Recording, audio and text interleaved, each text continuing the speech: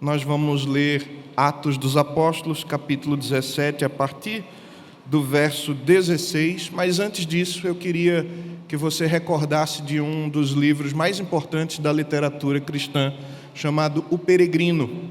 Esse livro é um livro muito especial, pois foi escrito ainda no século 17, pelo John Bunyan, que estava preso porque se opôs à religião oficial da Inglaterra, a igreja anglicana da época, e ele se juntou a alguns evangelicais da época e pregava o evangelho, viviam com base em alguns princípios que a igreja anglicana discordava.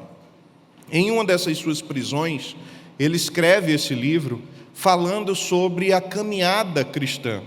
Então ele usa como personagem principal esse homem, o peregrino, que ele dá o nome de cristão. Então o cristão começa a sua caminhada quando está muito inquieto, tendo a consciência de que carrega um fardo muito pesado e de que ele estava numa cidade que estava prestes a receber o juízo vindo da parte de Deus. Ele fica incomodado com aquilo, tenta compartilhar com a sua família não dá ouvidos ao que ele está ali compartilhando, acha que é apenas um desvaneio de um dia ou de uma noite e que logo passaria. Então, o cristão, ainda incomodado, sai de casa e fica olhando ao redor, olhando ao longe, querendo perceber para onde ele deveria ir, pois, afinal de contas, ele sabia que ali ele não podia ficar, que ele precisava de uma mudança na sua vida, de um novo percurso, mas precisava de alguém que lhe direcionasse o caminho. É quando ele se encontra com um homem que Bunyan decidiu chamar de evangelista. E esse evangelista aponta para ele o caminho, mostra para onde ele deveria ir, um caminho que levava a uma porta estreita, e quando ele alcançasse essa porta estreita, ele teria mais instruções, novas instruções, mas agora bastava para ele saber que havia uma direção e que ele precisava trilhar essa direção, trilhar esse caminho.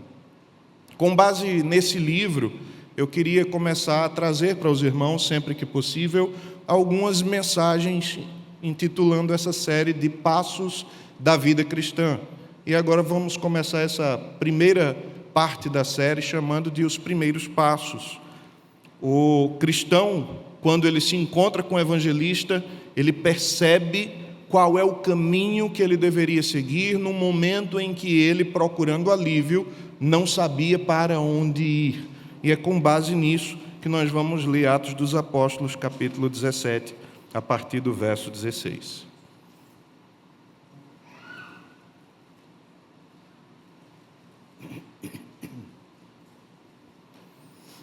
Atos 17, verso 16.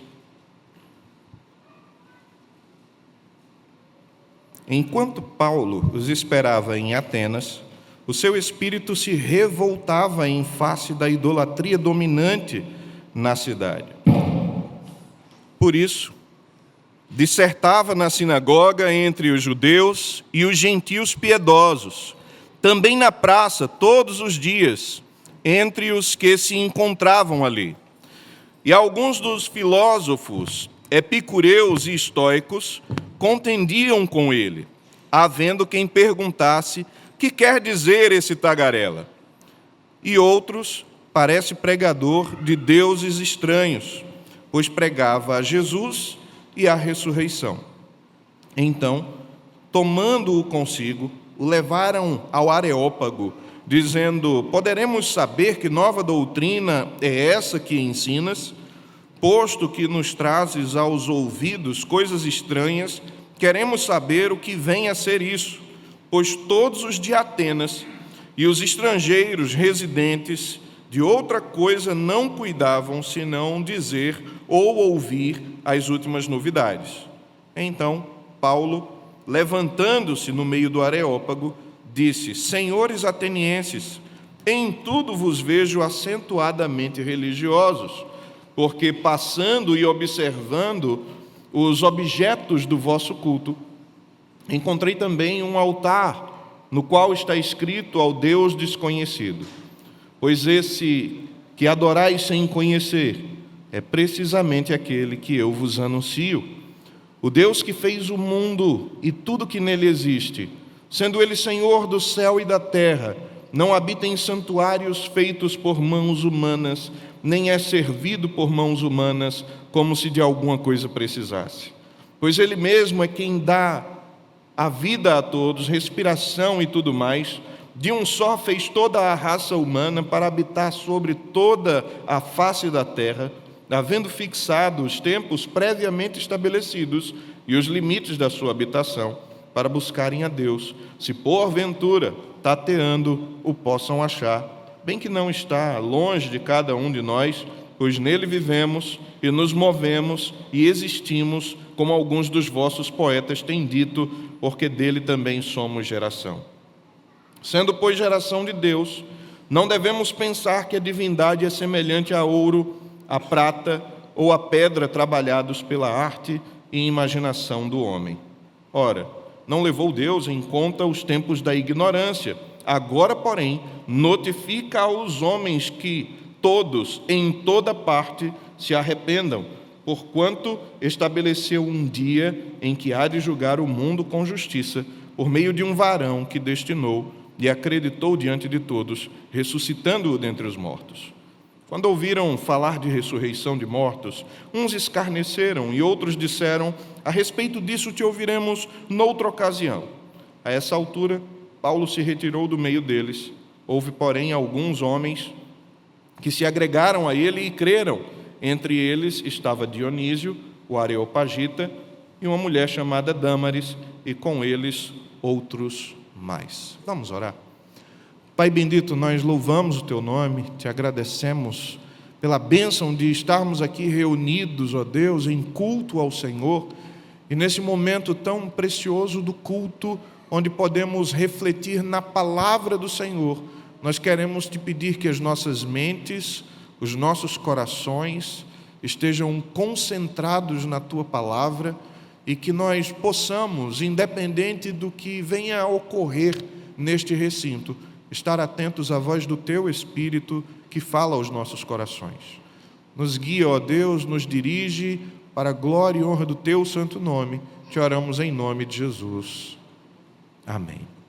Irmãos, eu falei para vocês que estou começando, então, essa série de mensagens com base no livro Peregrino, mas eu vou tirar dali apenas a ideia do traço, do passo, né, da medida dessa caminhada, e sempre vamos pegar um texto bíblico que nos traga à mente algo a respeito daquilo. Nesse texto que nós lemos, Paulo, ele retorna do Supremo Concílio que acontece em Jerusalém, lá no capítulo 15, e quando ele retorna com a resolução do Supremo Concílio, em forma de uma epístola, que dava aos gentios o direito de serem cristãos, sem precisarem se converter ao judaísmo, sem precisarem se submeter às regras, às leis do judaísmo, há uma grande festa. Então, Antioquia fica em festa, a igreja gentílica fica em festa, e ele passa ainda alguns dias ali ensinando, ministrando, até que ele chega para Barnabé e diz: olha, está na hora da gente voltar a fazer nossas viagens missionárias. E ele então sai na segunda viagem missionária com o intuito de percorrer o caminho que ele já havia feito na primeira viagem para visitar os irmãos, as igrejas que foram estabelecidas naquela primeira viagem. Acontece que Deus interrompe o percurso quando, numa visão, Paulo vê um homem que o convida a passar para o lado da Macedônia e ajudá-lo. E ele então segue esse caminho, entende que é Deus que está o guiando, ele vai até a Macedônia, passa ali também pelas regiões de Filipos, de Tessalônica, de Bereia, e finalmente ele chega a Atenas. Ele tinha tido perseguição durante todo esse trajeto de judeus que, insatisfeitos com a pregação de Paulo, estavam sempre na sombra dele, chegando, perturbando, dizendo que ele estava agitando a cidade, tentando perverter as pessoas, e Paulo enfrenta duas situações nesse percurso que ele acaba na prisão. Quando os irmãos então o tiram dali de Bereia e o mandam para Atenas, ele chega sozinho, sem os seus companheiros que continuaram em Bereia. E a ideia então provavelmente ficar em Atenas esperando que os seus companheiros, Barnabé e Silas, chegassem até Atenas, para que então eles começassem um trabalho missionário naquela cidade. Acontece que Paulo não aguentou. Ele olhava para todos os lugares de Atenas e ele encontrava ídolos. Eram imagens, esculturas, pinturas que retratavam diversas divindades. E ele, sem conseguir aguentar isso, seu espírito começa a se revoltar em face dessa idolatria dominante, e ele decide procurar logo uma sinagoga, começar a pregar, mas a inquietação era tão grande que ele faz algo que não era comum no ministério paulino. Ele chega numa praça e ele começa a pregar nessa praça que ficava próxima ao Areópago, esse ambiente onde as pessoas costumavam ficar ali em pé, num pequeno palanque, para compartilhar algumas das ideias filosóficas que tinham. Paulo observa que é isso que eles comumente fazem, e ele faz uso então daquela prática comum daquele local para também proferir o seu discurso. Pois bem, queridos, quando nós olhamos para toda essa questão e pensando que o Evangelho, a pregação do Evangelho, dar ouvidos a isso, é o primeiro passo da vida cristã, nós precisamos entender então que ouvir a pregação do Evangelho é o primeiro passo da vida cristã, porque ela é que nos mostra o caminho a seguir. Em diversos textos das Escrituras, nós vamos ver a proeminência da pregação. Paulo diz que aprove a Deus salvar os que creem pela loucura da pregação, é o que ele diz lá em 1 Coríntios. Então a pregação é indispensável para começar a caminhada. Lembrem que lá no livro do Peregrino, o cristão ele está perdido, sabendo que a sua situação o incomoda, que ele precisava de uma direção, mas ele só começa a sua caminhada quando finalmente ele ouve a direção do evangelista. Então, de que maneira, queria perguntar, olhando para esse texto, a pregação como primeiro passo da vida cristã, o ouvir da pregação, nos mostra o caminho a seguir. E eu queria responder isso em 3 afirmações. Primeiro, a pregação desfaz os equívocos. Ali havia uma grande quantidade de deuses e de ídolos, uma multiplicidade de possibilidades de divindade a quem as pessoas poderiam recorrer. E esse equívoco da multiplicidade de caminhos não é algo que ficou lá em Atenas, mas se você for conversar com algumas pessoas eruditas ou até pessoas mais simples dos dias de hoje, eles vão dizer que toda religião é boa e que todo caminho leva a Deus, a menos que ele seja alguém antirreligioso. E aí ele vai dizer que toda religião é ruim e que nenhuma delas conduz a Deus. Mas o mais comum é você ouvir isso, pessoas dizendo, olha, toda religião é boa, toda religião tenta fazer as pessoas praticarem o bem, toda religião está tentando interpretar a verdade de Deus e fazendo com que as pessoas sejam conduzidas novamente a um contato com a divindade. Essa ideia e essa situação era mais ou menos o que acontecia aqui em Atenas também. Então é provável que, depois de Paulo ver todo esse reboliço de uma quantidade imensa de deuses, ele começa a pregar agora a Jesus e pregar a ressurreição dos mortos, e as pessoas entendem como se fosse uma nova mensagem, mas ele então prega o tempo inteiro Jesus como o único caminho. Ele fica falando como um tagarela, as pessoas não conseguem entender muito bem o seu discurso. E essa prática de pregação em meio a um contexto que está tão enxertado, tão encharcado de idolatria, às vezes precisa de tempo para surtir efeito. Veja que Paulo começa a pregar e as pessoas não conseguem compreender o que ele está falando. O verso 17 diz: por isso dissertava nas sinagogas entre os judeus e gentios piedosos, também na praça todos os dias entre os que se encontravam ali. Verso 18, E alguns dos filósofos epicureus e estoicos contendiam com ele, havendo quem perguntasse: que quer dizer esse tagarela? A expressão aqui, literalmente, quer dizer essa pessoa que está falando sobre coisas que não são tão importantes. Paulo era alguém que estava falando de coisas que para os gregos parecia coisas de somenos, de pouca importância. Ele estava apresentando, na concepção de alguns, duas novas divindades, e que eles já tinham tantos deuses em Atenas, para que eles precisavam de mais essas divindades. A questão, irmãos, é que assim como nos nossos dias, ali em Atenas havia caminhos demais, possibilidades demais, ídolos demais, divindades demais, e isso causava nas pessoas desinteresse pela novidade do Evangelho. É como se o Evangelho fosse algo de pouca importância.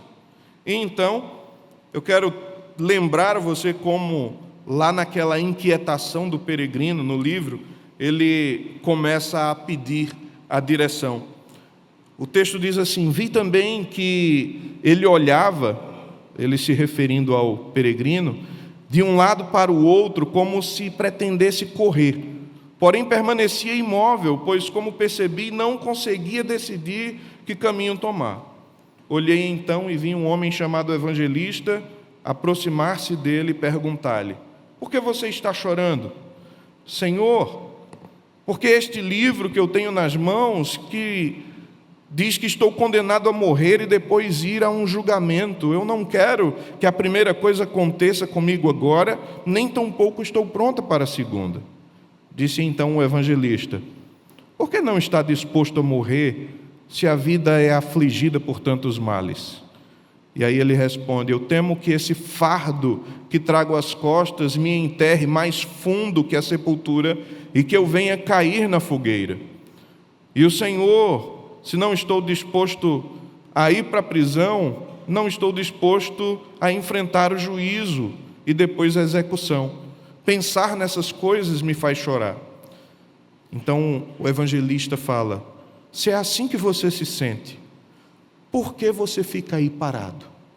E então o cristão diz: porque não sei para onde ir. Diante de tantos caminhos, diante dessa pluralidade, como saber que caminho seguir? Por isso a pregação é indispensável.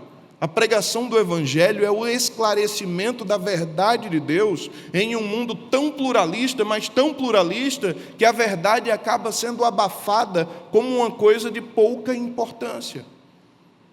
Veja que eles estão confundindo aqui a pregação de Paulo. Paulo está pregando sobre Jesus e sobre a ressurreição. E é muito provável que os atenienses, que eram nativos de língua grega, estivessem ouvindo Paulo falar de Jesus, Iesus, e confundindo isso com Iasis, que quer dizer cura. Então eles acreditavam que de tantos deuses ali, que tinham poderes para tantas coisas, Paulo estava trazendo mais uma divindade curandeira. E por isso havia essa confusão e essa compreensão de que aquilo não era nada de muita importância. Eles não compreendem o Evangelho, eles não compreendem essa cura que Paulo está trazendo, que não é uma cura física ou de uma necessidade temporal, mas Paulo está pregando Jesus como solução para todos os dilemas, todos os problemas que a humanidade enfrenta, e por causa dessa falta de compreensão do que Paulo está falando, então eles decidem levar Paulo até o Areópago. Quando Paulo chega no Areópago, é provável que isso esteja acontecendo com o intuito de se instituir um inquérito de investigação para saber se Paulo está ali promovendo alguma ideia, alguma divindade, alguma coisa que seja contrária à ordem comum dos atenienses. Ainda que eles tivessem muitas divindades, ainda que eles tivessem uma lista infinda de ídolos, eles tinham também uma ordem comum e eles tinham muito cuidado para que estrangeirismos não contaminassem a sua cultura. E Paulo é levado ao Areópago.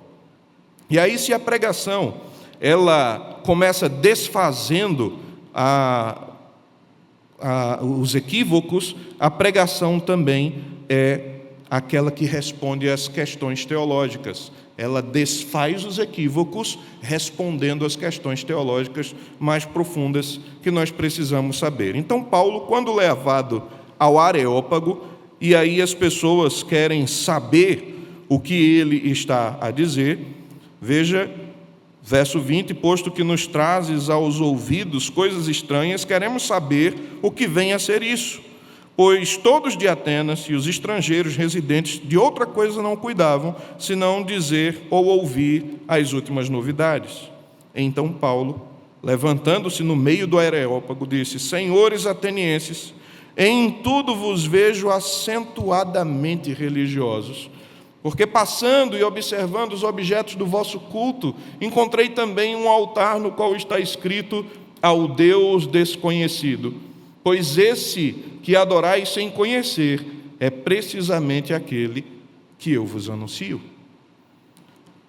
É bem provável que Paulo tivesse conhecimento, talvez a partir de obras de Platão, de um fato que tinha acontecido muitos anos atrás e que levou esse altar ao Deus desconhecido a estar ali também no Areópago. O Don Richardson, um antropólogo missionário muito conhecido, escreveu um livro intitulado Fator Melquisedeque. E nesse livro, Fator Melquisedeque, ele relata uma experiência que aconteceu lá em Atenas, muitos séculos atrás, quando uma praga se apoderou da cidade, e estando ali aquela praga, eles rogaram a todos os deuses que eles conheciam, e nenhum dos deuses que estava listado nas divindades atenienses foi capaz de resolver o problema. Então eles começaram a consultar os sacerdotes, os oráculos, e indicaram que eles fossem até Creta em busca de um homem chamado Epimênides. E eles trouxeram Epimênides até Atenas, na intenção de que Epimênides desse a solução para aquela praga. E aí Epimênides, no caminho, conversando com jovens conselheiros, perguntou a respeito do que estava acontecendo, e eles informaram que já tinham oferecido sacrifício a todas as divindades, oferendas, culto, e nenhuma delas respondeu trazendo o alívio daquela situação. É então que Epimênides tem aquela brilhante ideia que ele diz assim: se vocês já fizeram isso a todas essas divindades, e se vocês têm tantos deuses, afinal um deles ali no caminho disse que havia mais deuses, era mais fácil encontrar deuses em Atenas do que homens, tamanha era a lista de divindades que eles tinham. Então Epimênides disse: é bem possível que exista um Deus que vocês não conhecem e que está irado com vocês, e que nós precisamos recorrer a essa divindade para aplacar a sua ira. E eles ficaram meio que espantados. Como é que nós vamos fazer então algo para uma divindade que nós não conhecemos, que não sabemos o nome? E aí veja que Epimênides está tratando de uma questão essencial. Vocês estão adorando uma série de deuses que não têm capacidade de ajudar vocês em absolutamente nada, quando existe uma divindade maior do que esses, e ele entende que é poderoso o suficiente para que as outras divindades não consigam interferir no que ele está fazendo, e que provavelmente, por ser poderoso e estar trazendo essa praga, é bom o suficiente para que ele possa conduzir essas pessoas a ele mesmo, para que então agora ele possa se revelar. Epimênides dá o conselho de que juntem várias ovelhas, e eles fazem isso, ovelhas que passaram a noite sem comer e que de manhã estariam famintas, e ele diz que deveriam soltar essas ovelhas, e quando as ovelhas chegassem no campo, as que estivessem pastando, comendo em pé, não iriam ser consideradas como sacrifício, mas aquelas que se deitassem na relva, essas seriam sacrificadas a essa divindade. E antes disso, ele faz uma oração. E a oração que Epimênides faz é uma oração que vale a pena trazermos aqui para os irmãos. Ele ora da seguinte maneira: ó tu, Deus desconhecido, contempla a praga que aflige esta cidade E se de fato tens compaixão para perdoar-nos e ajudar-nos, observa este rebanho de ovelhas. Revela a tua disposição para responder, eu peço, fazendo com que qualquer ovelha que te agrade, deite na relva em vez de pastar. Escolha as brancas se elas te agradarem, as pretas se te causarem prazer. As que escolheres serão sacrificadas a ti, reconhecendo nossa lamentável ignorância do teu nome. Depois de orar, ele baixa a cabeça, espera algum tempo, e algumas ovelhas, ainda que famintas, porque passaram a noite sem se alimentar, começam a deitar na relva. E ele pede então que demarquem aquela localização e que agora os construtores cheguem até lá e ergam altares para que no fim do dia aquelas ovelhas que foram escolhidas pudessem ser sacrificadas. E pouco tempo depois a praga cessou. E quando a praga cessa, eles decidiram então guardar esses altares, conservar ali, em homenagem àquele Deus que eles não conheciam, mas que foi benevolente para com eles. Mas depois de um tempo, as gerações passam, as pessoas se esqueceram, mas ainda havia duas pessoas que eram jovens conselheiros na época, e que agora, passando por aquele lugar, viram aqueles altares cobertos de mato, de vegetação, e eles tentando descobrir um ainda, começa a falar um com o outro, dizendo: você lembra daquele fato? Você lembra do que aconteceu? E o outro dizia: eu lembro. E ele disse então: Demas, você talvez me considere sacrílego, mas não posso deixar de sentir que se o Deus desconhecido de Epimênides se revelasse abertamente a nós, logo deixaríamos de lado todos os outros. É exatamente isso que Paulo está fazendo. Aquele Deus desconhecido que foi benevolente para os atenienses e que os conselheiros tinham plena convicção de que se ele abrisse finalmente os olhos e se revelasse claramente a eles, logo eles abandonariam todos os ídolos e seguiriam apenas o único Deus verdadeiro, capaz de responder as orações. Então Paulo acaba tratando aqui, irmãos, da questão crucial da teologia: quem é Deus? Paulo está tentando mostrar aos atenienses a verdade a respeito da divindade. E há muita gente confusa no mundo, achando que Deus é aquilo que eles criaram na sua mente, na sua cabeça, coisas que foram formadas à imagem do próprio homem e não o contrário. Então Paulo começa a sua pregação lá no Areópago, falando a respeito de quem é esse Deus, o Deus desconhecido que eles honravam e adoravam sem conhecer. É precisamente aquele que vos anuncio. Então ele começa a dizer: é o Deus que fez o mundo e tudo que nele existe, sendo ele Senhor do céu e da terra, não habita em santuários feitos por mãos humanas, nem é servido por mãos humanas, como se de alguma coisa precisasse, pois ele mesmo é quem a todos dá vida, respiração e tudo mais. Então Paulo começa a apresentar as questões mais importantes da teologia. Paulo diz então, irmãos, aqui, que o Deus que ele está pregando é o Deus criador de todas as coisas, e não um Deus que se confunde com as coisas que foram criadas, como são os ídolos. É um Deus autossuficiente, que não necessita de nós, que é impossível acrescentar a Ele alguma riqueza, alguma glória, alguma coisa que não lhe pertença. É o Deus que não precisa de nada e que não recebe nada de ninguém, mas ao contrário, Ele mesmo é quem dá tudo a todos, concedendo vida aos que estão vivos. Ele é a fonte de todas as coisas que precisamos, que carecemos. Essa divindade que era desconhecida dos atenienses e agora descortinada diante dos olhos deles pela pregação paulina, é aquele Deus que criou todos os homens em uma unidade orgânica, pois todos os homens vieram de um só.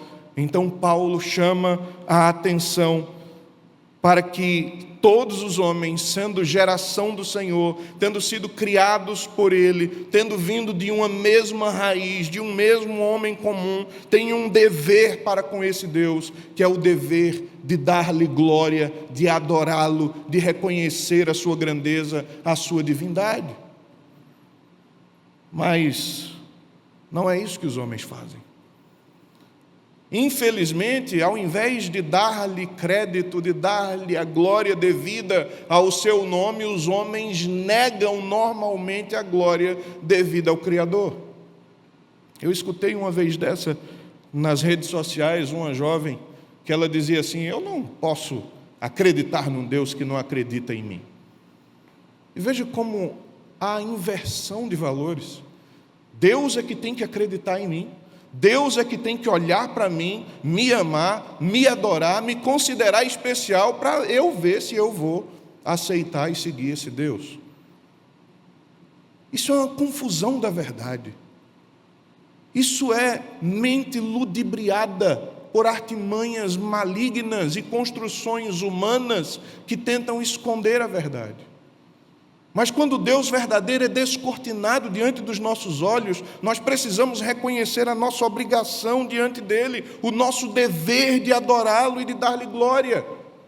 Paulo, então, diz que Deus de um só fez toda a raça humana, verso 26, para habitar sobre a terra, sobre a face da terra, havendo fixado os tempos previamente estabelecidos e os limites de sua habitação, para buscarem a Deus, se porventura, tateando, o possam achar, bem que não está longe de cada um de nós, pois nele vivemos e nos movemos e existimos, como alguns dos vossos poetas têm dito, porque dele também somos geração, sendo, pois, geração de Deus, não devemos pensar que a divindade é semelhante a ouro, a prata ou a pedra, trabalhados pela arte e imaginação do homem. Ora, não levou Deus em conta os tempos da ignorância, agora, porém, notifica aos homens que todos, em toda parte, se arrependam.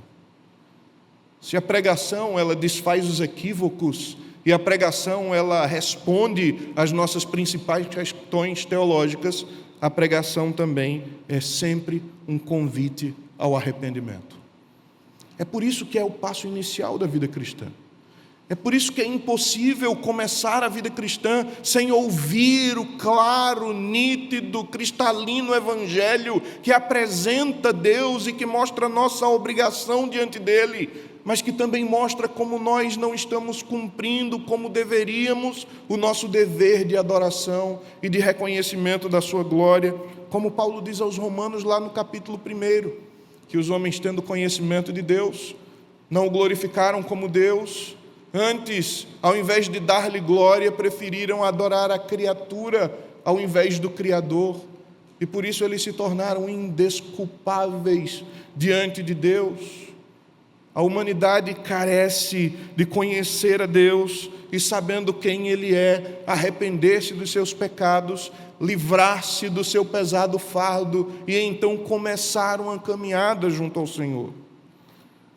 Paulo convida ao arrependimento, dizendo que Deus é longânimo, que Deus foi tolerante, que Deus esperou o tempo suficiente durante o período de ignorância. Afinal de contas, antes esse Deus, para os atenienses, era um desconhecido.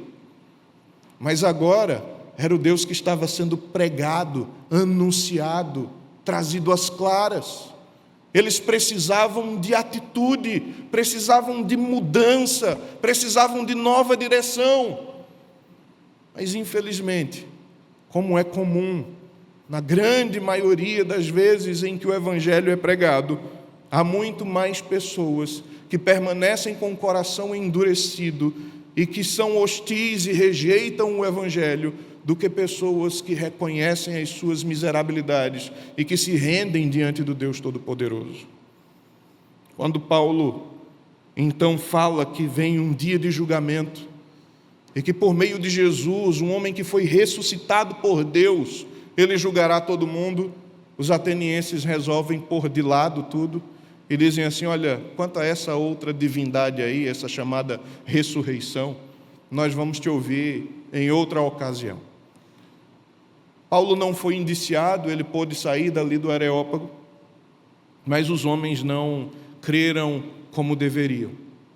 Mas apesar disso, uma coisa preciosa que nós vemos nesse texto é que o Evangelho é pregado às multidões, é anunciado a muitas pessoas, mas ele é destinado de forma eficaz a produzir efeito em algumas pessoas a quem Deus escolheu. E embora o texto não fale de escolha, não fale de predestinação, o texto vai falar que há pessoas dentre aquela multidão que ouviu a Paulo, que se agregaram a ele, que entenderam a mensagem e que seguiram o Evangelho. Portanto, o texto termina dizendo que Paulo se retirou, verso 33, do meio deles, e que houve, porém, alguns homens que se agregaram a ele e creram, e que entre eles estava Dionísio, o próprio Areopagita, e uma mulher chamada Dâmaris, e com eles ainda outros mais. Há conversões aqui. Há pessoas que entenderam a mensagem. Há pessoas que redirecionaram os seus caminhos. E aí eu quero chamar a atenção para você que está me ouvindo, porque normalmente nós estamos, sempre que pregamos, falando a dois públicos distintos. É possível que eu esteja falando a pessoas, aqui dentro ainda, que nunca tiveram a clareza do que o Evangelho de fato faz na sua vida, não tiveram a percepção de que Deus é de fato a única divindade que deve ser adorada e que devemos dar a Ele as nossas vidas e toda a adoração devida, e que talvez com isso você ainda esteja ouvindo pregações cheios de complicações na mente, sem entender de fato o que é o Evangelho e sem tomar a atitude que o cristão, lá no primeiro capítulo do livro, ele tomou, de tendo ouvido a voz do evangelista, começar a dar os seus primeiros passos em direção à porta estreita. É possível que você esteja apenas sentado em cadeiras da igreja, ouvindo todos os dias, mas ainda não começou a caminhar de fato uma vida cristã. E é possível que haja o segundo grupo, que eu creio que nesta situação certamente é o maior, de pessoas que ouviram o Evangelho, que entenderam claramente que Deus chamou um certo dia, que transformou a realidade e que já começaram a caminhada cristã. Alguns que estão nos primeiros passos, outros que já caminham há anos, que já enfrentaram desafios da vida cristã, e outros, quem sabe, que já estão contemplando os portões celestiais. Irmãos, seja qual for a situação em que você se encontra, é preciso recordar que tudo isso acontece quando o Evangelho nos impulsiona a essa caminhada.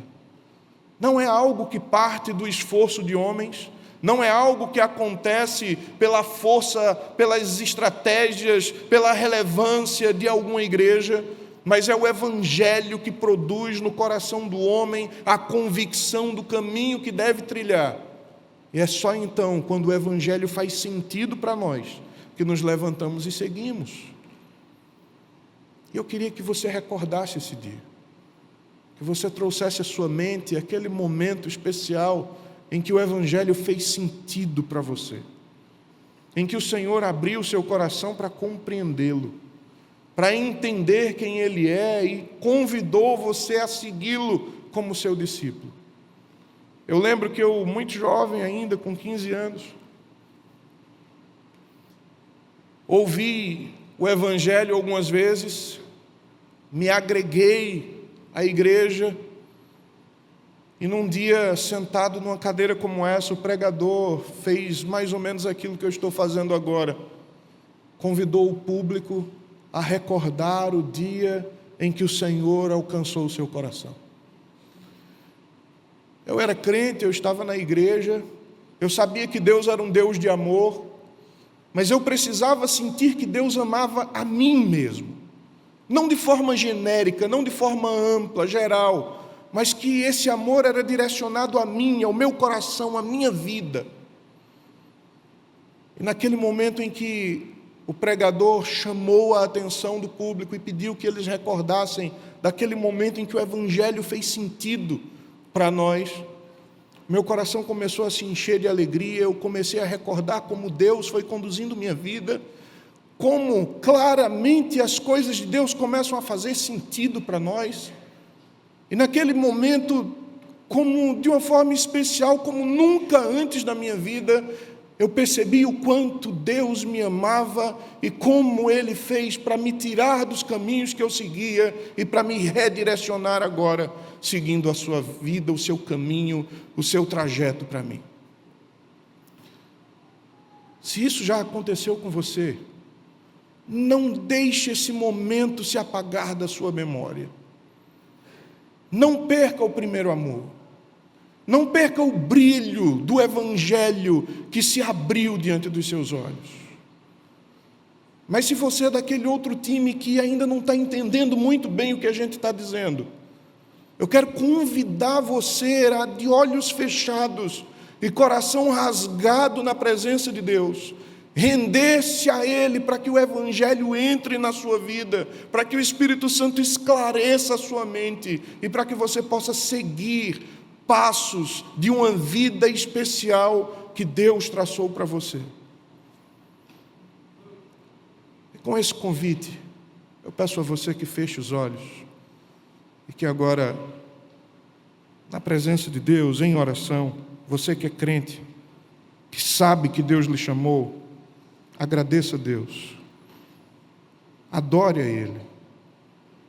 E você que não tem certeza disso, do amor de Deus destinado a você, que ainda não experimentou isso como uma realidade vívida na sua vida, clame ao Senhor, que misericordioso e bondoso como é, pode fazer essa grande transformação na sua realidade. Pai Santo, nós estamos aqui diante do Senhor, é a Tua igreja reunida, tendo ouvido a voz do Evangelho, o Evangelho que desfaz esses equívocos de muitos caminhos, de muitas possibilidades, e nos chama a atenção para o único caminho real que existe, Jesus Cristo.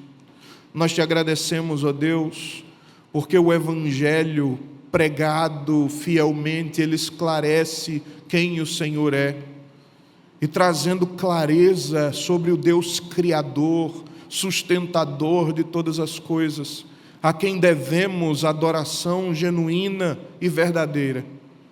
Esse Evangelho também convida todos os homens a se arrependerem e crerem e seguirem o Senhor. Eu quero te pedir, por graça e misericórdia, que o Senhor não deixe sair da nossa memória aquele momento especial em que o Senhor nos amou, em que o Senhor nos tirou de onde estávamos e nos deu a convicção de que a partir daquele momento a nossa vida seria seguida ao Teu lado, andando com o Senhor. E se há alguém aqui nesse lugar que ainda não teve essa experiência profunda, real, transformadora, eu peço ao Senhor que, se por graça e misericórdia o Senhor se compadecer desta pessoa, que o Senhor também faça isso, concedendo a ele a experiência transformadora que só pelo Evangelho é possível acontecer na vida do homem. Nós Te agradecemos, nós Te louvamos e Te pedimos em nome de Jesus que a Tua graça repouse sobre as nossas vidas e que o Teu amor seja sempre perceptível e inconfundível. É nossa oração, em nome de Jesus. Amém.